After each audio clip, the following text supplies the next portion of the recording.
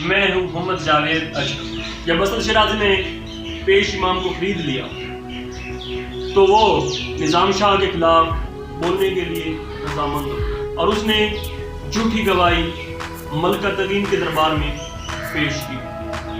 جب ملکہ تغین کا دربار منعقد ہوا تھا تو یہ پیش امام وہاں پہنچا اور اندر جا کر اور اس نے وہ اپنے سے وہ تمام باتیں من گھڑت ملکہ تغین کو سنا دی۔ تو ملکہ تغین کو یہ سن کر بہت طیش آ گیا، تو اس نے اپنے سپاہیوں سے کہا کہ جاؤ نظام شاہ کو لے کے آؤ۔ نظام شاہ آ گیا جب تو ملکہ تغین نے اسے پوچھا کہ تم پیش امام کے پیچھے نماز کیوں نہیں پڑھتا؟ تو نظام شاہ نے کہا کہ یہ دنیا دار ہے اور اس کے دل میں خوف خدا نہیں ہے اور اس نے تو اپنا ضمیر بھی بیچ دیا ہے اور میرے خلاف جھوٹی گواہی دینے کے لیے رضامند ہو گیا، تو میں اس کے پیچھے نماز نہیں پڑھ سکتا۔ ملکہ تغین نے جب یہ بات سنی تو اس کو اور جلال آ گیا، تو اس نے اپنے سپاہیوں کو حکم دیا کہ جاؤ نظام شاہ کو قید کر دو۔ تو درمیان میں مداخلت کرتے ہوئے ملکہ تغین کھڑا ہو گیا کہ اس نے کہا اے بادشاہ کچھ رحم کھائیے، یہ اللہ کا نیک بزرگ ہے اور جو امام مسجد کہہ رہا ہے اس کے بارے میں وہ سب غلط ہے اور یہ اس کا فریب ہے۔ تو لیکن ملکہ تغین کیونکہ اپنا حکم جاری کر چکا تھا تو اس نے کہا کہ جاؤ اب اسے قید کرو، نظام شاہ کو جیل میں قید کر دیا۔ تو اس طرح اسد شیرازی نے جب یہ دیکھا تو بہت خوش ہوا اور اسے یہ معلوم ہو گیا کہ اب میرا ایک شکار مارا جا چکا ہے، اب باقی 2 شکار رہ گئے۔ تو اس نے بڑی مکارانہ مسکراہٹیں چہرے پر سجا دی۔ تو لیکن قدرت کا کچھ کرنا ایسا ہوا کہ سبکتگین کی وجہ سے ملکہ تغین نے نظام شاہ پر کوئی تشدد نہ کیا، لیکن اسے قید خانے تو میں رکھا گیا لیکن اس پر کوئی تشدد نہیں کیا۔ اسی طرح سبکتگین نظام شاہ کے پاس جاتا تو تالا خود بخود ٹوٹ کر نیچے گر جاتا اور وہاں پر جو پہرےدار ہوتے وہ اندھے ہو جاتے۔ جب ان دونوں کی ملاقات ختم ہوتی تو سبکتگین واپس باہر آتا تو وہ پھر صحیح دوبارہ سے سلامت ہو جاتا۔ ملکہ تغین کا دور ختم ہوا تو اس کے بعد اس کا بھائی پری تغین منصب خلافت پر فائز ہوا۔ جب پری تغین بادشاہ بنا تو اسد شیرازی نے ایک اور چال سوچی، تو اس نے سوچ لیا کہ جیسے بھی ہو میں اپنی بیٹی کی شادی پری تغین سے کر دوں اور اس سے مجھے بہت فائدہ ہوگا اور باقی 2 میرے جو شکار ہیں اس طرح وہ بھی مارے جائیں۔ تو اس نے بڑی عیاری کے ساتھ یہ سوچتے ہوئے اپنا سارا منصوبہ اپنی بیٹی ارمغانہ کو بتایا۔ تو ارمغانہ یہ سن کر بہت خوش ہوئی، تو ایک رات وہ پری تغین کے کمرے میں گئی۔ پری تغین نے جب ارمغانہ کو دیکھا تو وہ اس پر شفقت ہو گیا کیونکہ ارمغانہ ایک بہت خوبصورت لڑکی تھی، وہ اس کو پہلی نظر میں ہی اپنا دل ہار گیا۔ تو اس طرح دونوں کی شادی طے ہو گئی اور چند دنوں کے بعد دونوں کی شادیاں کر دی گئی۔ تو کچھ دن گزرنے کے بعد ارمغانہ نے اپنے شوہر کو بتایا کہ میں ان 2 باپ بیٹے سبکتگین اور محمود سے بہت خفا ہوں، ایسا نہ ہو کہ یہ آپ کے خلاف بغاوت کر دیں اور آپ کے تخت شاہی کو کر رکھ دیں۔ تو پری تغین نے ان کو مارنے کے لیے منصوبے بنانے شروع کر دیے۔ ایک رات اس نے سبکتگین پر حملہ کر دیا۔ تو محمود کو معلوم تھا کہ پری تغین میرے والد سبکتگین کے بہت خلاف ہو چکا ہے، تو وہ پوری رات اپنے والد کے لیے اپنے والد کے خوابگاہ پر پہرا دیتا۔ اسی رات جب سپاہیوں نے حملہ کیا تو محمود دروازے کے پیچھے چھپا ہوا تھا۔ جیسے ہی سپاہیوں نے حملہ کیا تو محمود ان پر ٹوٹ پڑا۔ تو اس طرح ٹوٹل 12 سپاہی تھے، اس نے ایک ہی حملے میں 6 سپاہیوں کا کام تمام کر دیا۔ تو اس نے اپنے والد سبکتگین کو آواز دی، تو سبکتگین کیونکہ سویا ہوا تھا اور جب اس کو نیند سے بیدار ہوا تو 6 سپاہی مارے جا چکے تھے اور اس نے اپنی تلوار سنبھالی اور باقی 6 کو بھی انہوں نے پنڈار کر دیا۔ تو सबुक्तगीन तो बच गया, लेकिन महमूद को काफ़ी जख्म आया। चंद दिनों के बाद महमूद सही सलामत हो गया और सबुक्तगीन और महमूद चौकन्ना हो गए। उन्हें मालूम हो गया कि बादशाह हम दोनों बाप बेटों को मारना चाहता है। तो इस वक्त तो सबुक्तगीन ने कुछ न कहा, तो इसने कहा कि अब बादशाह के एक और मंसूबे को देखते हैं कि आया ये अब हम पर कौन सा हमला करता है। फरितगीन को जब अपना मंसूबा नाकाम होता मालूम हुआ तो वो खौफ में आ गया। तो उसने कहा चलो अब की बार नहीं तो अगली बार ये दोनों बाप बेटे जरूर मारे जाएंगे। तो एक मरतबा सबुक्तगीन अपने चंद सिपाहियों के साथ शिकार पर निकला। तो सिपाहियों ने मौका पाते ही सबुक्तगीन के खिलाफ बगावत कर दी और उसके खिलाफ लड़ने के लिए तलवारें मियान से बाहर निकाली। जब सबुक्तगीन ने यह देखा तो उसने भी अपनी तलवार बाहर निकाली। तो सिपाहियों का हसार तोड़ते हुए वो बाहर निकला।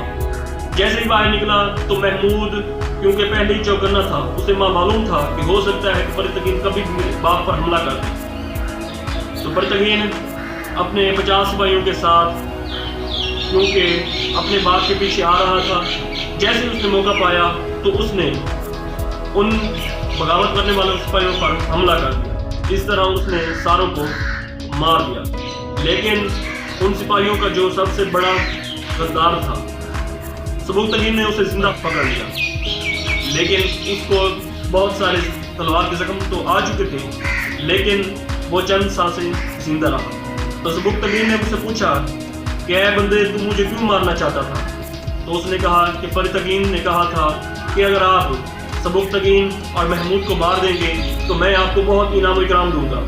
इस वजह से हम इस बात पर आमादा हो गए, लेकिन हमारा आपको मारने के लिए कोई दिल नहीं था, मगर उसने हमें हमारे बीवी बच्चे मार देने के लिए धमकी दी, तो इस वजह से हम फिर आमादा हो गए। तो जब सबुक्तगीन ने यह सुना तो उसने आकर दूसरे चंद सरदारों से मशवरा कर लिया। मशवरा करने के बाद वो सारे सरदार इस नतीजे पर पहुंचे कि फरितगीन एक बहुत अय्याश परस्त इंसान है।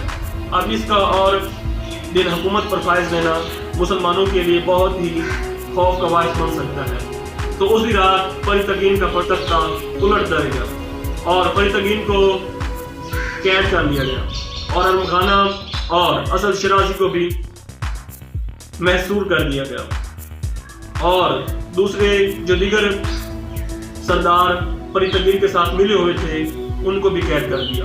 जब फरितगीन का तख्ता उलट दिया गया तो सबुक्तगीन तख्त पर फाइज हुआ। तो इसने निज़ाम शाह को कैद से रिहाई दिलाई और अपने दुश्मनों के खिलाफ सोचना शुरू कर दिया और इन तमाम दुश्मनों को कैद कर दिया। सबुक्तगीन के दुश्मनों में असद शिराजी, अरमखाना, फरितगीन और बहुत से दूसरे रिश्तेदार थे। साजिशें करके सबुक्तगीन को मारना चाहते थे। तो आपने सबुक्तगीन को हर मैदान में कामयाब किया। तो एक दिन इसने असद शिराजी और अरमखाना को दरबार में तलब और इसके साथ बेटी निगार खानम भी। वो तीनों बाप बेटी दरबार में आए। तो सबुक्तगीन असद शिराजी से मुखातिब हुआ कि ऐ जालिम जाबिर शख्स, तू ने मुझ पर बहुत जुल्म किया है। अगर तेरा हक चलता तो मुझे आज तक तू मार चुका होता। ये तो सब कुछ मेरे रब का करम है कि मैं आज जिंदा हूँ, लेकिन तेरे गुनाहों की फरिश्त बहुत तवील है। तो शिराजी सर झुकाए तमाम बातें सुनता रहा। तो फिर सबुक्तगीन ने कहा कि मैं तुझे कत्ल नहीं करूँगा, लेकिन तेरे लिए बेहतर यह है कि तू गजनी छोड़कर किसी और मुल्क चला जा, क्योंकि मैं गजनी को तेरे नापाक कदमों से और नापाक नहीं करना चाहता। तो वहां पर खड़ी निगार खानम ये सब सुन रही थी। तो निगार खानम ने सबुक्तगीन से कहा कि ऐ बादशाह हुकूमत वक्त, मुझ पर रहम कीजिए, मैं मुसलमान हूँ, मैं अपने बाप से नहीं जाना चाहती। तो सबुक्तगीन ने कहा ऐ लड़की, तेरी कौन जमानत देगा कि तू मुसलमान है, लेकिन तेरा बाप ने जो जो काम किए हैं मुझे यकीन तुझ पर नहीं आता। निगार खानम ने कहा कि मेरा और कोई ऐसा बंदा नहीं है जो मेरे बारे में आपको बताए, लेकिन अल्लाह ही सिर्फ वाहिद ला शरीक है जो मेरे बारे में आपको बता सकता है। طرح تھوڑی دیر گزری تھی نظام شاہ دربار میں اور سبکتگین سے کہا نگار خانم بہت ہی نیک اور پاک باز لڑکی ہے، اس کو غزنی میں رہنے کے لیے اجازت دی جائے۔ تو سبکتگین یہ سن کر بہت سوچ میں پڑ گئی، تو اس نے کہا کہ ان کو 2 دن اور رہنے کی مہلت دی جائے، جب تک میں اپنا فیصلہ نہ سنا دوں تو اس وقت تک اسد شیرازی یہ ملک چھوڑ کر نہیں جائے گا۔ 2 دن گزرنے کے بعد سبکتگین نے جب دوبارہ دربار منعقد کیا تو وہ اس نتیجے پر پہنچا کہ اس نے نگار خانم کو معاف کر دیا اور اسد شیرازی اور مکانہ کو جانے کے لیے کہا، اور اسد شیرازی نے کہا کہ میں اپنا گھر اور ساری دولت لے کر جانا چاہتا ہوں۔ تو سبکتگین نے کہا کہ اس میں مجھے کوئی اختلاف نہیں، تمہاری جو کچھ جائیداد اور جتنی بھی رقم ہے لے کے جا سکتا ہے اور ہم تمہیں نہیں روکیں۔ تو اس نے اپنا گھر دولت سردار تبریز کو بیچ دیا اور تمام دولت لے کر کسی اور ملک میں چلا گیا۔ تو نگار خانم اکیلی رہ گئی۔ سردار تبریز کیونکہ اسد شیرازی کا گھر خرید لیا تھا، تو جب اس کی نظر نگار خانم پر پڑی تو وہ فریفتہ ہو گیا اور اس دن کا موقع پاتے ہی اس نے سبکتگین سے اپنے دل کی بات کہہ دی۔ سبکتگین نے جب یہ باتیں سنی تو سبکتگین نے کہا اے میرے دوست خدا کا خوف کھا، تیری عمر 50 سال ہے اور نگار خانم کی عمر 18 سال ہے، وہ تیری بیٹیوں جیسی ہے، میں ایسا کبھی بھی نہیں کروں گا کہ ایک مجبور کو ستا کر اس کی شادی کے ساتھ کروں، میں ایسا ہرگز نہیں سوچ سکتا اور آئندہ کے بعد مجھ سے ایسی کوئی بات نہ کرنا۔ تو سردار تبریز سبکتگین کی بات سن کر بہت تیش میں آ گیا اور اس نے سبکتگین سے یہ بدلہ لینے کی ٹھان لی اور اس نے کہا کہ میں نگار خانم کو بھی دیکھ لوں گا اور سبکتگین کو بھی دیکھ لوں گا۔ اس نے دل میں تمام منصوبے یہ سوچنا شروع کر دی۔ تو نگار خانم ایک دن اپنا گھر چھوڑ کر نظام شاہ کے پاس گئی اور نظام شاہ سے کہا مجھے اپنا اور آپ کے سوا اس دنیا میں کوئی اپنا ہمدرد نظر نہیں آتا اور آپ کے علاوہ میرا اس دنیا میں کوئی نہیں۔ نظام شاہ سے لے کر اس گھر آیا جس کے اخراجات نظام شاہ نے اٹھائے ہوئے۔ اس گھر میں ایک بیوہ اور ایک چھوٹا بچہ اہم صلاح رہتے تھے۔ تو نظام شاہ نے بیوہ سے کہا میری بیٹی ہے اور اب اس کو ہمارے ساتھ رہنا ہے۔ تو بیوہ نے نگار خانم کا استقبال کیا اور اپنے ساتھ رہنے کی اجازت دے دی۔